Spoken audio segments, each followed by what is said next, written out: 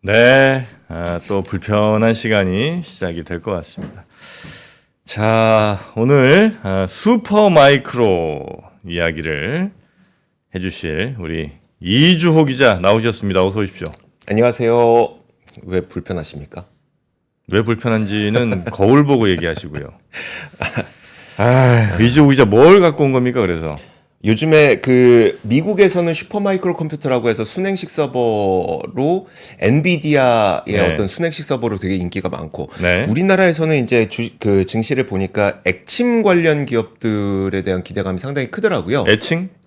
액침이라고 해서 액침? 네, 서버를 그냥 액체에다 풍덩 담궈서 열시키는 방법. 침수시킨 것처럼. 네, 그래서 액침. 그게 되게 뭐 관련주들도 많고 해갖고 네. 그 진짜로 이들이 어떤 기술적 해자가 있는지 그 부분을 좀 취재한 내용이 있어서 네. 공유해드리도록 아니 하겠습니다. 왜 근데 배우 안 하고 기자 하는 건지 그거 빨리 얘기하시고 넘어갑시다 우리. 저랑 얘기해 보시면 아실 텐데 끼가 없습니다. 저는. 그럼 하지 마 이것도. 이것도 하지 마요. 왜 끼도 없는데 이거 하고 있어요. 그래도 공부는 좀 했었어요. 공부 좀 했었어요? 그래서 끼는 없지만 짜증나. 공부까지 잘한대. 짜증나. 와 진짜 짜증난 캐릭터다. 공부는 잘해서 또 잘한 하필이면. 것까지는 아니고 열심히 했었어요. 와. 공부하는 거 좋아해서 열심히 했었어요. 단점 뭐예요? 본인 단점. 재미없어요, 진짜. 재미없다. 네. 재미있을 필요가 없겠지. 누굴 웃길 필요가 없으니까. 그냥 가만히 있어도 사람들이 다 오니까. 아니. 짜증나.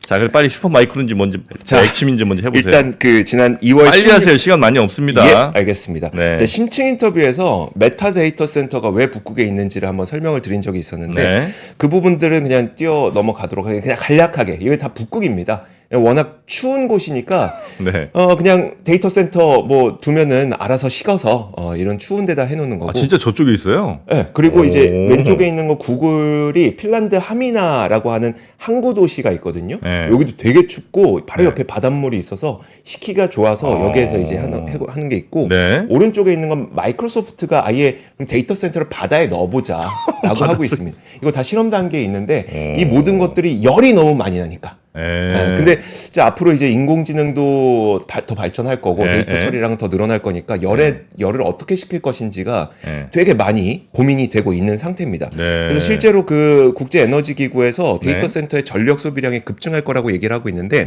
2022년에 이제 460테라와트시였었는데 이게 그 뭐 인공지능 그다음 뭐 전기차 뭐 아마 열 많죠. 암호화폐 채굴 뭐 이런 것 때문에 2026년 되면 1050테라와트시까지 늘어날 걸로 전망하고 있거든요. 파란 거 빨간 거 저건 뭐예요? 그 제일 많이 사용하는 시나리오, 제일 적게 사용하는 시나리오, 네네네. 중간이 이제 파란색 점선이라고 보시면 되는데 제일 많이 늘어나는 시나리오에서는 1050테라와트시까지 늘어날 걸로 보고 있어요. 그럼 격차가 한 590테라와트시 정도잖아요. 우리나라의 1년 전력 사용량이 2020년 기준으로 560테라와트시거든요. 그러니까 우리나라가 1년 쓰는 전기만큼 쓴다는 거예요? 그게 늘어날 것 같다는 늘어나는 거죠. 데이터 센터에서만. 와, 전 세계도 아니고 데이터 센터에서만 그만큼 늘어날 것 같아요. 우리나라도 엄청 많이 쓸 텐데. 그러니까요. 그러니까 이렇게 많은 전기를 사용하면 전기료도 많이 나가죠. 근데 전기를 많이 사용한다는 건 데이터 처리량이 많다는 거잖아요. 데이터 처리량이 많다는 건 그만큼 열이 난다는 거니까 열도 잡아야 되죠. 전기도 아껴야 되죠. 지금 이 두 가지를 잡기 위한 노력들이 엄청나게 일어나고 있는 것 같습니다. 그리고 이제 그 전력 소비량을 보면은 데이터 센터에서 어떤 곳에서 전력을 가장 많이 사용하는지 보니까 서버에서 40% 사용하고 냉각에서 40% 사용합니다. 데이터 센터에서 쓰는 전기를 보니까 서버가 막 돌리는데 40% 쓰고 그렇죠. 우리가 인공지능 학습하고 추론하고 이러는데 40% 쓰던데 반은 냉각하는데서요? 그만큼을 냉각하는데 또 쓰더라는 겁니다. 와, 그렇게 열이 많이 나요, 얘네들? 이거를 어떻게 하면 줄이지라는 노력이 있는 거고 이게 제가 지난번 심층 인터뷰 때 딱 했던 얘기가 여기까지예요. 그래서 그 이후의 이야기, 추가 취재된 이야기를 지금부터 해드릴 겁니다. 좋습니다. 일단 그 공냉은 여러분들 아시겠지만 그냥 컴퓨터에 펜 달린 것처럼 공냉을 생각하시면 되고 순냉이 이 그림의 오른편입니다. 오른편. 그래서 여기 보면은 칩이 있고 그 칩 위에다가 이렇게 뭐 플레이트 같은 걸 하나 붙여요. 근데 그 플레이트에서 이렇게 그 액체가 오가거든요. 액체가 차갑다, 그러니까 플레이트가 차갑다 보니까 그 칩을 식혀주는 겁니다. 이렇게 붙여서 식히는 거예요. 그러니까 우리가 요즘에 우리나라에서 많이 뜨고 있는 액침 방식이라고 하는 게 바로 왼쪽에 있는 거. 탱크가 있죠. 탱크가 있고. 아예 그냥 담궈버리는구나. 네, 요 안에 있는 요 요것들이 서버고요. 네. 액체를 담고 놓고 거기에다가 그냥 서버를 풍덩 빠뜨리는 거. 와. 이게 액침입니다. 네. 그래서 요즘에 순행식이라고 하는 거는 오른쪽에 있는 걸 말하는 거고, 그리고 앞으로 가야 할 길이라고 하는 거는 액침이 왼쪽에 있는 걸 말하는 겁니다. 네. 사실 근데 이 전기 사용량은 공랭이 제일 안 좋아요. 팬을 계속 돌려야 되잖아요. 아, 그게 제일 안 좋아요. 아, 하긴 액침은 그냥 담궈놓으면 되는 거니까. 담궈놓으면 되고. 아, 그렇겠네. 그 다음으로 괜찮은 게 이제 순행. 그러니까 공랭이 제일 안 좋고 순행이 그 다음으로 좋고 제일 좋은 게 액침. 네, 전기 사용량에 있어서. 네. 자, 그런데 제가 그래서 여러분들한테 이걸 좀 소개시켜드리고 싶은데 냉각 밸류 체인을 제가 쫙 조사를 해봤습니다. 냉각 밸류 체인. 아우, 좋습니다. 자, 기업별로 다 얘기가 돼 있어요. 일단 우리가 데이터 센터를 생각해 보면 서버라는 게 하나의 PC잖아요. 네. 이 서버를 몇 개를 이렇게 쌓아 올려서 하나의 캐비넷처럼 만든 게 그게 렉입니다. 렉. 네. 그러니까 서버가 있고 PC가 있고 네. 그거를 이게 몇 개 쌓아 올려서 하나의 캐비넷에 담은 게 렉. 네. 그다음 그 렉을 여러 개를 모아서 모아놓은 게? 하나의 건물 안에 넣어놓으면 그게 데이터 센터. 네네네. 이렇게 되는데 그러면 네. 서버를 만드는 데가 있고 렉을 만드는 데가 있고 뭐 데이터 센터를 만드는 데가 있고 여러 가지가 있을 거잖아요. 네. 보면은 서버와 렉을 만드는 곳이 델, HP 엔터프라이즈, 레노버, 슈퍼마이크로 컴퓨터. 그 제가 오늘 제목으로 슈퍼마이크로 컴퓨터는 원오브댐일 뿐이다라고 네. 한 게 델도 만들고 HP 엔터프라이즈도 만들고 레노버도 만들고 슈퍼마이크로 컴퓨터도 만드니까 아, 그래요? 그 중 하나라는 거예요. 아, 혼자 만드는 게 아니고? 혼자 만드는 게 아닙니다. 어. 그리고 그 아래에 있는 게 이제 데이터 센터, DCPI라고 쓰긴 했는데 말이 길어서 그랬는데 데이터 센터 피지컬 인프라스트럭처라고 해갖고 뭐 그러니까 영어도 데이터 잘- 센터를 그냥 구축하는데 네. 그러니까 이게 서버만 있으면 안 되잖아요. 데이터 센터 건물도 만들고 거기 냉각 시스템도 들어가고 통신 시스템도 들어가고 해야 되잖아요. 그 모든 것들을 구축하는 이제 건설사 같은 거. 혹시 죄송한데 영어도 잘합니까? 아니, 더 듣는 건 잘합니다. 말은 잘 못해요. 자, 그래서 자, 그 데이터 센터를 구축하는 그 업체가 뭐 네. 버티브라든지 슈나이더라든지 이튼이라든지 이런 기업들이 이건 있는 거예요. 모르겠네요. 못 들어봤네요, 여기는. 다 못 들어보셨죠? 네네네. 근데 이 그 버티브라는 기업도 요즘에 굉장히 많이 올라. 제가 아예 주가 움직임을 다 보여드리도록 하겠습니다. 네. 보시면 슈퍼마이크로 컴퓨터 어디가 슈퍼마이크론이에요? 맨 왼쪽 상단 네, 슈퍼마이크로 왼쪽이 컴퓨터 1번이 슈퍼마이크론. 네, 엄청 올랐죠. 쫙 갔네. HP 엔터프라이즈 네. HP 엔터프라이즈도 뭐 아주 많이 올라가진 않았지만 끝 쪽에 이렇게 좀 더 옮겨주세요. 그렇죠. 네, 그렇죠. 이렇게 삐쭉 솟아오르는 거. 와. 그 옆으로 더 가볼게요. 델. 네. 델도 서버 만든다 그랬죠. 옆에는 얘도 쭉 이렇게 올라가고. 가다가 한번 싹 갔네요. 네. 네. 이게 실적 발표가 한번 있었거든요. 아. 실적이 좋았기 때문에. 거의 뭐 그날 상한가 친 것 같은데. 그렇죠, 그렇죠. 네. 그다음에 아래쪽에 맨 왼쪽 네. 버티브 아까 인프라스트럭처 네, 만든다 네, 그랬죠. 얘네도 주가 엄청 좋습니다. 꾸준하게 갔네요, 여기는. 그다음에 그 오른쪽으로 한 칸 더 가보시면 네. 이튼. 이튼 얘는 원래 전력 인프라 업체예요. 근데 아, 그래요? 데이터 센터에서 중요한 게 전기라 그랬잖아요. 전력을 효율적으로 사용하는 방법을 얘네가 노하우가 많다 보니까 네. 얘네도 데이터 센터를 합니다. 얘네도 주가가 좋고. 그다음에 한 칸 더 오른쪽으로 가보시면 네. 에퀴닉스라고 해서 데이터 센터 리츠입니다.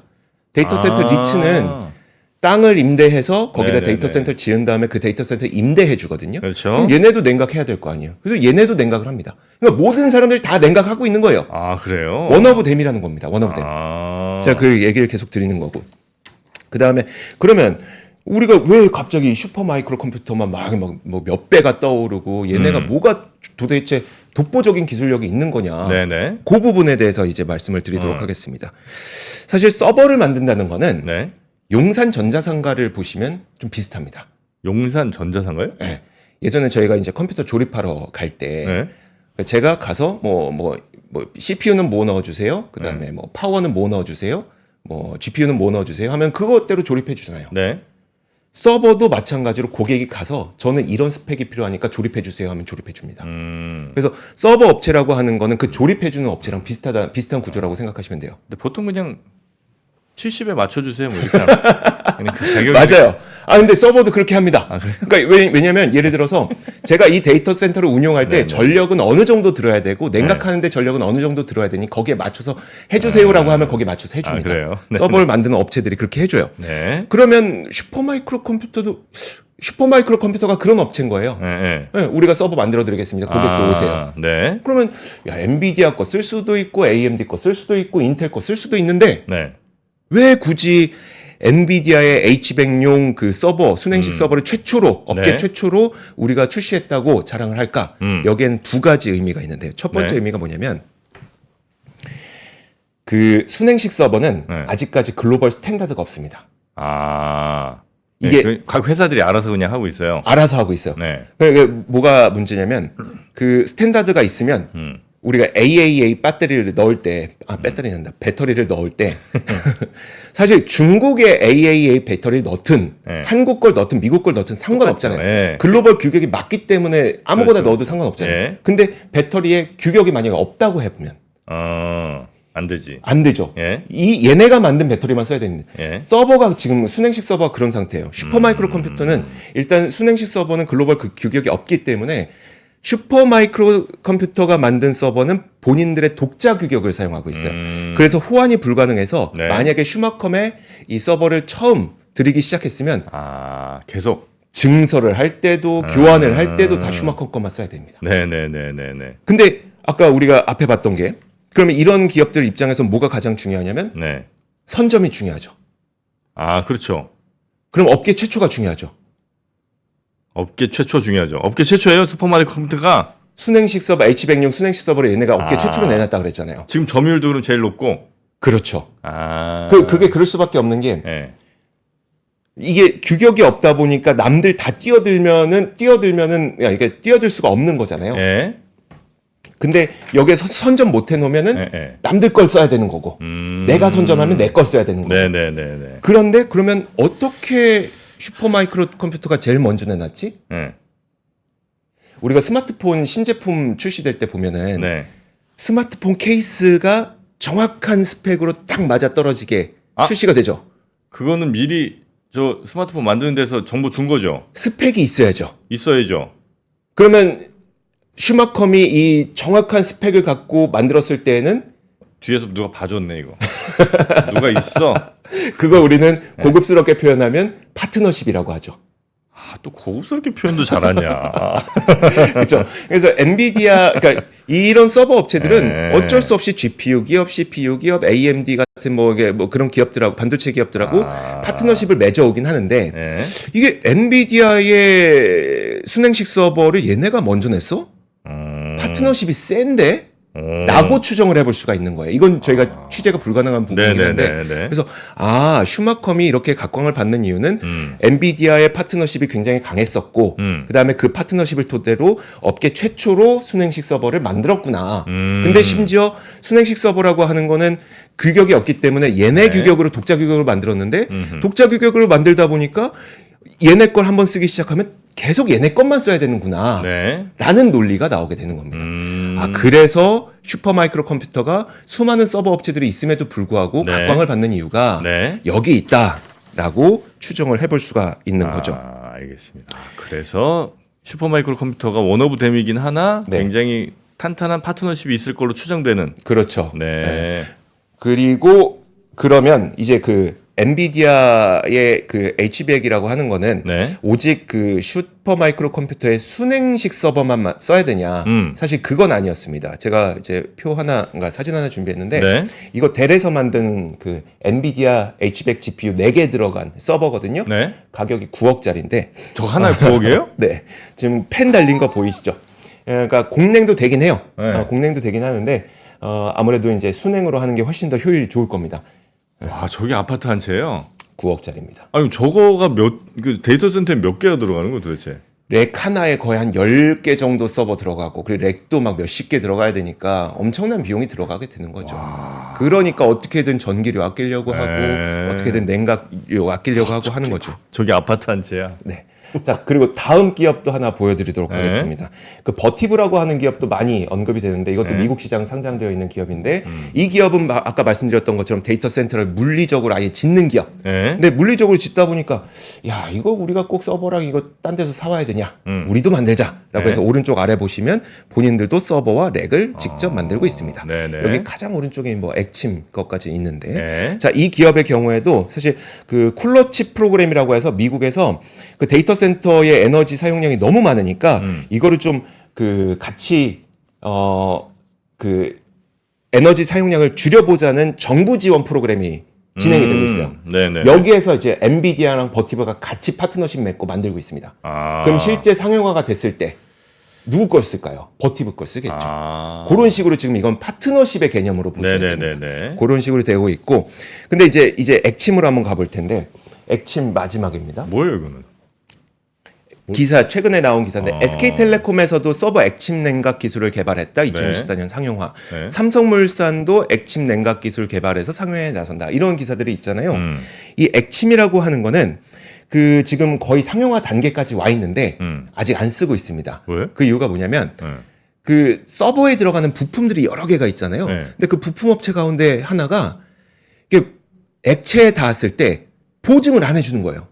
아니, 액체에 닿아서 만약에 네. 고장 난다. 네. AS를 해줘야 되잖아요. 아, 우리 AS 안 해줘. 아니 물에 빠지면 다 안 되는 거 아니에요? 그게 물이 아닙니다. 그러니까 오일이에요, 오일. 아 그래요? 그러니까 부동액 같은 거라고 생각하시면 아, 돼요. 그래요? 네, 물은 아니고. 근데 야, 네. 그 부품 업체 누구야? 막, 야, 그럼 그 부품 갈아 껴! 해야 되는데 그 부품 업체가 엔비디아입니다. 아. 그러니까 갈아 낄 수가 없네. 갈아 낄 수가 없어요. 그래서 액침을 할 수는 있는데 네. 거의 기술도 다 됐는데 엔비디아가 그 액체에 닿았을 때 그 보증을 안 해주니까 네. 할 수가 없는 거예요. 그래서 액침이 상용화되는 그 시점은 아무래도 엔비디아가 보증을 해주느냐 안 해주느냐에 따라서 갈릴 수가 있습니다. 그리고 제가 액침을 해놓은 그 보여드리는 이유는 뭐냐면 사실 액침으로 되게 커다란 희망을 가지면서 뭔가 되게 휘황찬란한 독자적인 기술력을 갖고 있는 것처럼 느껴지는 그 기업들에 대한 환상이 좀 약간 오류일 수 있다는 걸 보여드리고 싶은 거예요. 네. 뭐냐면 일단 액침 냉각이라고 하는 건 네. 글로벌 스탠다드가 있습니다. 있어요. 네, 있어요. 왜냐하면 그 한 10여 년 전쯤에 페이스북이 그때 막 20억 명 넘어서고 사용자가 너무 늘어나다 보니까 데이터 센터가 많이 필요하잖아요. 네. 근데 본인들 혼자서 데이터 센터를 다 짓기가 너무 감당이 안 되는 거예요. 네. 그래서 그때 만들었던 게 오픈 컴퓨터 프로젝트라고 해서 전 세계에 있는 수많은 IT 기업들한테 우리 데이터 센터 같이 만들자라는 프로젝트를 진행을 해요. 이거 지금도 되고 있는데 네. 여기에서 액침 기술이 굉장히 많이 논의가 됐거든요. 그래서 이 자리에서 액침의 기술 규격은 어떻게 가져가자라는 게 이미 논의가 다 되어 있는 거라서 그게 표준화가 됐어요. 표준화가 됐어요. 그래서 기사 다시 한번 보시면 삼성물산이 하고 있다 그랬잖아요. 네. 자, 기사에 나온 바가 따르면 이렇습니다. 삼성물산은 글로벌 표준 오픈 컴퓨터 프로젝트에 부합하는 결과를 확보하였고 아, 그럼 규격이 있다는 거예요. 규격이 있으니까 규격에 최대한 똑같이만 잘 만들고 싸게 만들면 되는 거네요. 그렇죠. 네. 그러면 이거는 사실 액침은 많은 사람들이 뛰어들 수 있다는 겁니다. 그럼 그렇게 막 돈 많이 남기기가 쉽지 않겠는데? 일단 시장 자체가 커질 거니까 네. 그 기업들 수익성 당연히 좋아질 거고 뭐 당연히 좋아지는 건 맞는데 우리가 엔비디아처럼 독보적으로 막 이렇게 올라가는 네네네네. 그런 건 아닐 수 있다는 거예요. 그래서 액침 냉각 관련주의 함정이라고 제가 썼는데 뭐냐면 네. 이게 액침의 3요소가 뭐냐면 탱크가 있어야 되고요. 그다음 오일이 있어야 되고 서버가 있어야 됩니다. 네. 서버를 오일에 담궈서 이제 탱크에 담아 놓는 게 액침이니까. 그러면 탱크를 만드는 기업이 어디 있느냐? 네. 국내에는 데이터빈이 유일하게 국내 기술을 보유하고 있는 기업이고요. 데이터 빈? 네, 비상장사입니다. 아. 그리고 해외에는 뭐 GRC, 스페인의 서브머, 미국의 MGT, 네덜란드 엄청 많다는 거예요. 탱크 만들 수 있는, 왜냐면 지금까지 글로벌 규격으로 우리가 같이 논의를 했고 네. 그 규격으로 연구 개발을 해왔으니까. 오일은 누가 만드냐? 정유사들이 만듭니다. 그러니까 액침의 밸류체인에는 아, 그래요? 정유사들이 포함돼요. 그래서 보면은 GS 칼텍스가 작년에 그 액침 냉각용 액체를 개발해서 출시를 했고요. 아, 저것도 또 다 있군요. 네, 있어요. 아. 쉘에서도 내놨고 3M에서도 액체를 내놨습니다. 저게 뭐 사용량이 많은가? 저런 큰 회사들이 내놓을 만큼? 지금은 많지 않죠. 지금은 많지 않지만 이제 앞으로 가야 될 길이니까 내놓는 거고. 그럼 액침 냉각 관련주 다시 한번 볼게요. 그 삼성물산이 그 데이터 센터 만들었다 그랬잖아요. 네. 데이터빈하고 만들었다. 음. 데이터빈 탱크 사왔다는 겁니다. 음. 그리고 그 다음 기사 볼게요. SK텔레콤. 네. SK텔레콤은 미국 GRC의 설비와 네. 그 다음에 테스트용 서버, 네. SK 엔무브의 냉각유. 네. 그러니까 GRC에서 탱크 사오고 네. 서버 뭐 델이나 뭐 아니면 HP 엔터프라이즈 사왔겠죠. 네네네네. 그리고 SK 엔무브 오일은 여기서 사오고. 음. 그럼 야, 액침 냉각을 상용화할 수 있다는 게 사와서 조립하면 되는 거 아닌가? 아닌가? 이런 네. 생각을 들 수밖에 그렇게 없다는 되는 거죠. 네. 심지어 국내 기업은 액침 기술 개발에 뭐 성공했다라고 하는데 그 기업도 그 기사를 보면 스페인 서브머와 협력했다고 하는데 서브머 탱크 사왔다. 라고 보시면 됩니다. 제가 오늘 이야기 들은 이유는 뭐냐면 네. 그러니까 우리가 기사를 볼 때 와 신기술 개발했고 아, 이 액침이야. 기업이 근데 이게 이 액침이라고 하는 곳은 이미 글로벌 규격이 있기 때문에 이거 사와서 조립해서 만들면 되는 거고 네. 물론 그 노하우도 필요하죠. 네. 그러니까 뭐 폄훼하려고 하는 건 아니지만 액침은 일단 국제 규격까지 존재를 하기 때문에 네네네. 호환이 가능하고 누구나 뛰어들 수 있어서 네. 이거 상용화되는 시기에는 굉장히 많은 플레이어들 나올 수 있다라는 점을 염두에 두시고 이 시장을 보셔야 될 것 같습니다. 네, 우리 이주호 기자의 단점을 제가 하나 알아냈네요. 네. 아, 배려가 부족하다. 배려보죠. 방금 그 저 액침 냉각 관련주의 함정 요 페이지 보시면 네. 도저히 뭐 읽을 수 없을 정도의 작은 글씨로 아. 이 소비자들의 생각 전혀 하지 않는 이런 모습. 그렇다고 빈 공간이 없는 것도 아닌데도 그냥 뭐 작은 글씨 니네가 볼 수 있으면 봐라. 나는 눈 좋다. 이런 느낌인 것 같아요. 네, 저의 시기심과 질투가 여기까지 왔습니다. 감사합니다. 이제 저도 저를 멈출 수가 없네요. 네. 네. 칭찬으로 받아들일게요, 그냥. 미친 거예요? 네, 아유, 네. 고맙습니다. 샘이 많이 나서 그렇습니다. 감사합니다. 아유. 자, 우리 이주호 기자. 제가 뭐 사과하는 의미로 네. 주빌리 초콜릿 한 박스 드리도록 아유, 하겠습니다. 감사합니다. 네, 아유, 주빌리.